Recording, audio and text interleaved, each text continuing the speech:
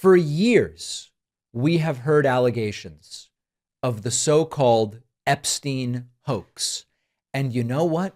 I'm here to tell you today, there is an Epstein hoax.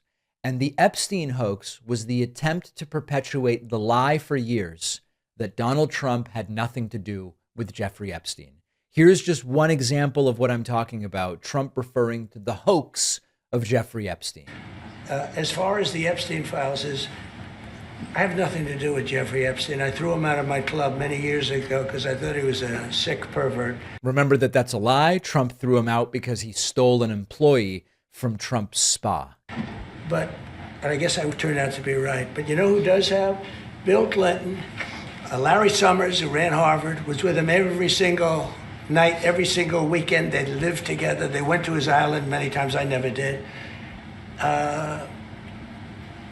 Andrew Weissman, I hear. All these guys were friends of his. You don't even talk about those people.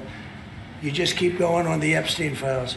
And what the Epstein is a Democrat hoax to try and get me not to be able to talk about the $21 trillion that. There you go.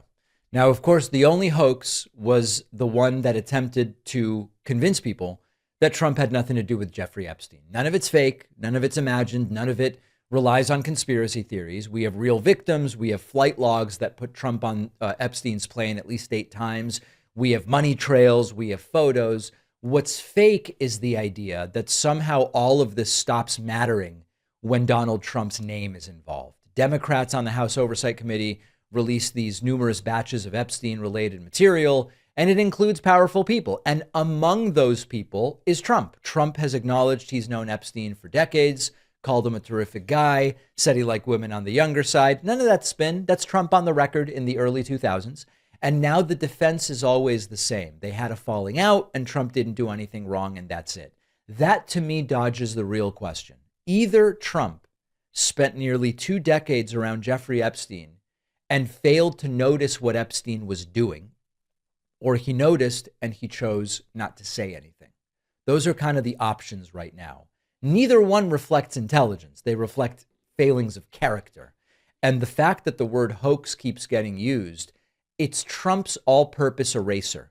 It's like one of those magic sponges. It just gets rid of everything. January 6th, that's a hoax. Well, what do you mean it was a hoax? Do you mean it didn't happen? That there wasn't violence? That it was a setup by the FBI? That you didn't incite the violence? What do you mean? The Georgia phone call during which Trump said, you got to give me a break. I need 11,000 votes. That was a hoax. The felony convictions of Trump's first administration, that's a hoax. Affordability, that's a Democrat hoax. Epstein, definitely a hoax. So unless Democrats are involved that he can point to and say, these are the guilty parties, these are all hoaxes. And even more and more Trump supporters now realize that this just really isn't adding up. Some Trump supporters are buying it, but some are realizing this seems like a cover-up. And undoing a grift is really hard. They've fallen for a grift and now they're in the position of, do we want to undo it or do we go with it? So we have now not only to fight for transparency, but we have to fight the false notion that this is some kind of democratic plan dating back decades to catch Trump once he's president of the United States. If this were the type of hoax that Donald Trump is describing, there would be no reason to redact anything. There would be no reason to redact things with Trump's names on it. False information doesn't need black bars because it's false. Lies don't need careful legal review because they are lies. And so what we are seeing here are selective releases, heavy redactions, legal defensiveness. That doesn't mean everybody pictured committed a crime. I increasingly believe that Trump's concern with this is that it's going to drag down a lot of his friends. At this point, I do think that if there were real evidence of Trump participating in crimes with Epstein, I think we would have it. Now, that doesn't mean Trump is completely innocent here, because I think it was clear that Trump knew what was going on and opted to do and say nothing. But we don't have to assume everybody named in the files is guilty of a crime to realize that there is a cover-up that is going on here. So it strains credulity to argue that this is a Democrat hoax. The abuse was real. The network of trafficking minors was real. The access that wealthy and elite people were given was real.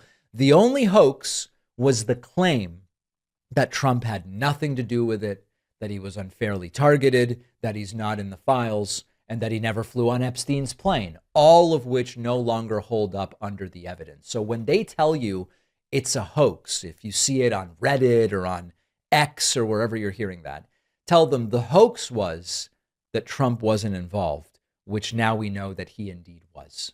Thanks for watching. Check out this other video. And if you like our content, make sure to subscribe so YouTube puts our videos in your feed, and subscribe to the podcast on Spotify and Apple.